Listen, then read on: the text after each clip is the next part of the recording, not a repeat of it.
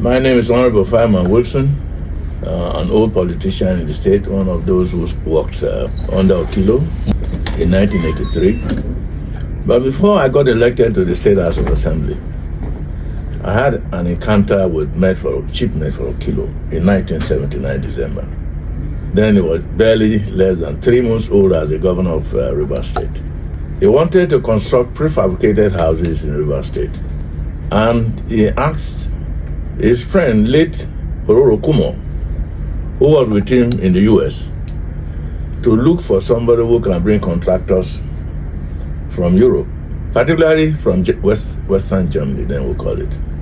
Okilo came to me in Lagos and discussed it with me, and I said, okay, I have a lot of contacts in Germany. So I went to Mordorf, near Düsseldorf, in Germany, and got a contracting firm that specialized in the construction of prefabricated buildings. I brought them, and we went to see Chief Melford Okilo, then the governor of Rivers State. And we presented the proposals to him, and he asked us to go and meet with the then Commissioner for Works, Honorable Francis Ndeli, and eventually the contract was given to me. At that time, it was myself and Dan Ntede that had the highest contract in Rivers State. I was given 60 units to build in the GRA. Yeah, you'll find some in the GRA by the after the government house. You'll find some in GRA phase 3. That is opposite Domino Source, where Domino Source was. And you'll find some by the Radio Rivers. Okay. Close to where Amba were commissioned, Amba was saying, there were 10 units, 6 flats, elevated building, the down floor car park, and 2 floors, 6 flats in the 2. Okilo was the first person that I saw in my life that provided scholarship to our Ijaw people, even up to the extent of our Ijaws in Delta State when he was Commissioner for Education in Rivers State. I met some of them in New York in 1973 when I visited New York that enjoyed his scholarship. He helped to build up the educational standard of our people. And he also decided to set up the University of Technology in Rivers State in his first term. And that helped to improve the educational level of our Ijaw people, particularly our Ijaw people. He opened up our rural areas by providing electricity, provided generators to almost all the communities and hamlets in the present Bayelsa State and other parts of Rivers State. He was the first person to build independent power station in this country at Emirigi. By the time Bayelsa State was created in the early time, it was Emirigi power that we were using. And it is now that God couldn't maintain it. It is now we are not thinking of building a new one. If we had continued to maintain it and even adding more turbine, we could have forgotten everything about NEPA. So he is a man who has brought Bayelsa or the Ijaw to this level. And we'll continue to praise him. In actual fact, Melford Okilo did a lot in the educational sector. Okay.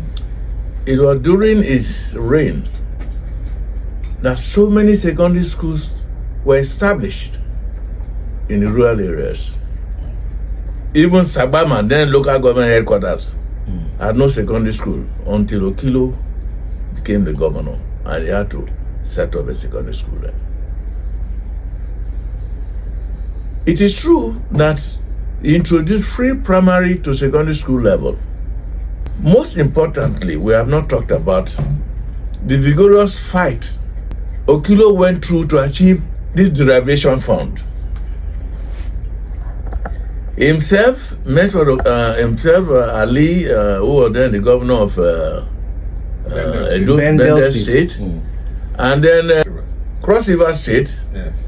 Then we had Isom. The former governor of the Central Bank, who later Clement Isom, who became the governor of Cross River State. The three of them even went to court. And they also had to interface with our representatives in the Federal House of Reps to make sure that these issues were presented, they had to jointly fight for the derivation until they approved first 3%. And federal government went to court and cancelled it. They reintroduced this demand again in the Federal House of Reps. Through the members representing it. And Okilo, these three governors were funding the activities. And the Federal House of Reps now still passed 1.5. And that was what we were able to get to support other funds that were coming in for all these development projects that they undertook at that time. He was very prudent, very, very, very prudent. And that's why he was able to achieve a lot. And we have not even talked about the new towns. Ogbea New Town, Bori New Town, Boro New Town, and even a Kirimo New Town. And he gave out the contracts to some of our indigents. I know the one of Ogbea was given to a foreign firm that did concrete prefabrication on site. They were able to do a lot of job. But the Boro New Town, they only did some filling. I'm aware that they imported some of the components, but we didn't see the components cleared to site until the end of Okilo's administration. He had good plan to develop this our Bayelsa state. He did a lot. But he had one problem. Some of the commissioners that worked with him were not good. They were not sincere. They didn't help matters. And that was why the new assembly, where we were 16 new members, they were independently funded our elections. We stood for him to give him support to flush those people out, so that new people had to come in as commissioners to help him achieve more. Unfortunately, the military came and truncated our administration. The assembly in the second term, 16 members were new. Only 8 members were returned. Because there was a revolution. And people who were not even... I was a businessman. What made me to get into politics is because of these things. That the man had vision. He had good plans for our people. But some of the people who were working with him at that time were not good. They got the contracts awarded to themselves, took mobilization, they didn't execute them. So there were 24 assembly members yes, from old River State. Yes. And from 1979 to 1983, yes, you had the 24 of them. When they now had an election, yes, people from River State yes, were not pleased with 16 of the 24. And they returned at the constituency level. Yes. And so they all failed their elections. Yes. 16 and out of new ones emerged. So new 16 assembly members came. Emerged, yes. That was a real revolution. That means votes counted that time. Yeah, vote counted. Vote counted. And the people also were bold enough to say, you were bold, yes. Even if you want to give us money, we will not vote you. You did not perform. You're not coming back. In our campaign, particularly in my constituency, which is the present Sagwama local government as one constituency, yeah, we educated the people that the money that they will bring, eat it. But vote for Fyneman Wilson because he's an independent candidate. Because those appointees and the commissioners all worked against other new candidates in all other constituencies. So the voters took money that was given to them and they didn't vote for their candidate. They vote for the new candidate. That's what happened. In my own case, and it happened in many other places. Even Malam Sassina, who is the king in Piatrasa here, won on that platform. Interesting. That was a revolution. And Okilo was very happy that he had good new brand of people to help him achieve more. But unfortunately, Buhari came and sent us packing. When Okilo was the governor, at the beginning of his administration, he was very keen to complete the East-West Road, linking the Delta part and the River State. And luckily, Okilo put forward Victor Maze from Omok for the position of Minister of Works. As governor, he nominated Victor Maze as Minister of Works to Shagari. And he was appointed as the Minister of Works. Okay. And in Okilo's mind was that as Mazi was appointed, his job was to make sure that the East-West Road is re-awarded and reconstructed, and the 2 bridges have to be constructed in the first 4 years. And actually we achieved that. Patani Bridge, Kayama Bridge, and there is the resurfacing of the road to link up Ahoda and beyond Patani. That's how we were able to have a drivable road and crossing the river. Before, we used to travel all the way from Port Harcourt to Kayama and enter boat to turn round to Sagbama, because there were 2 rivers, River Noah and River Focados. And it was Okilo that used his wisdom and his power to ensure that these 2 bridges were constructed and the road resurfaced. And that was in between 1980 and 82. That was Okilo's handwork. This conversation road was started before the Okilo's administration, but they only did some kind of mud filling. And even the Mbiama Bridge was also not there. We were using pontoon. So he influenced the Mbiama Bridge also? Oh, yes, of course. All of it. Before you would drive to Mbiama and enter Potun with your car to now start driving to Kayama. And it was not surfaced. It was ordinary mud.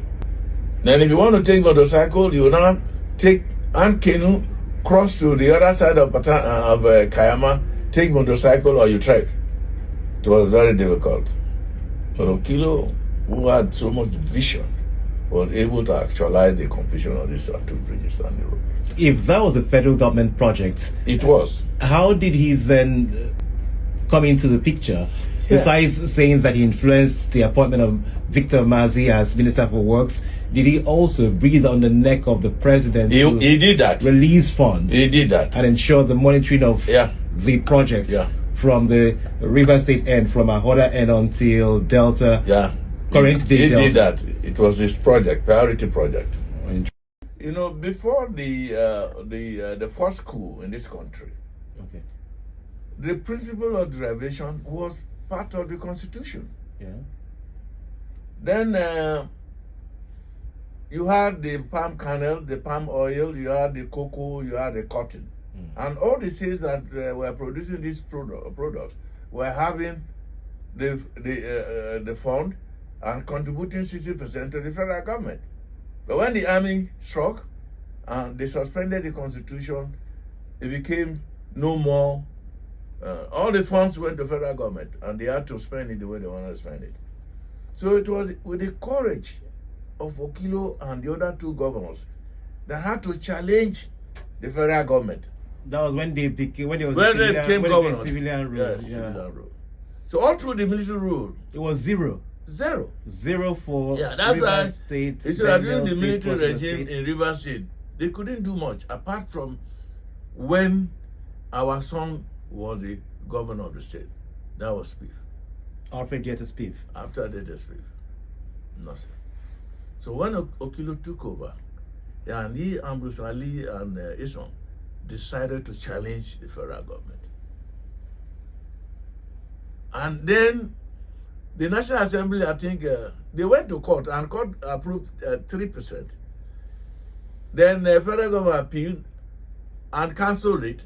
Then they now went back to the National Assembly to now propose a bill which they had to lobby, and they were able to get approval for 1.5%. And it was a short period of time too, because the fight took more than 1 year. That means the extra money did not even come until more than 1 year That's it. of being governors Yes. of their states. Yes. Of Bendel State, Cross River State, Yeah. and River State. Yeah. So we're looking at funds that came just for 2 No, but years. even in that book, you will see the record. Okay.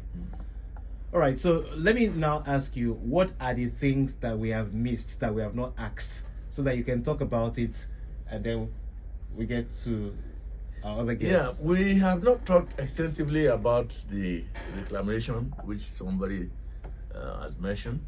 Reclamation. Yes. Yeah, please give us. The canalization, All right. which Okilo government introduced, like cutting short the traveling distance. and also the new towns. Can you just give us the? Yes. Let's talk about it. The new towns, Bori, new town, Okay. Amakala, Ogbea, new town, Kiribon, new town, and Obibo, new town. That's Obibo. Obibo. And Wuje, new town. That's Woji. Woji. Okay. And most of these contracts were given out to some our indigents and some foreign companies.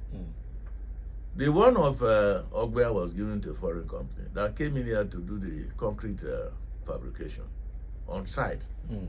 And they did quite a lot of construction there. The Borough Town, it was only sand filling. They just did the sand filling. They put up a big heap of sand and imported. I'm aware at that time that the contractor imported some of the components, but I don't think they were clear to site. Okay. The Kiribon New Town was given to somebody who was in assembly at that time, had a contract with his friends, and they couldn't even do much.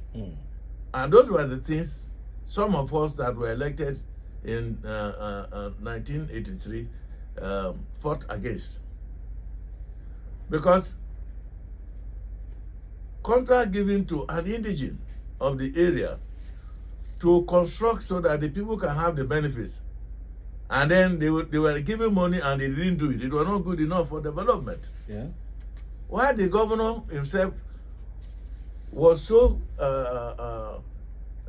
good in proposing the project and also giving to indigents. Okay. So they slowed down the pace of development, which the governor had planned for that short period of 4 years. The Woji New Town too, I think they did a little bit of construction. But particularly in Bayelsa State, apart from the Ogbea New Town, which we were enjoying, we lost out in Borough Town and the Kiribon Town.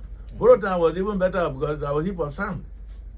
But in the Kiribon New Town, they didn't do anything. They only did maybe some little bit of clearing. That's why when my colleague, who is late now, was to come back, there was a lot of challenge.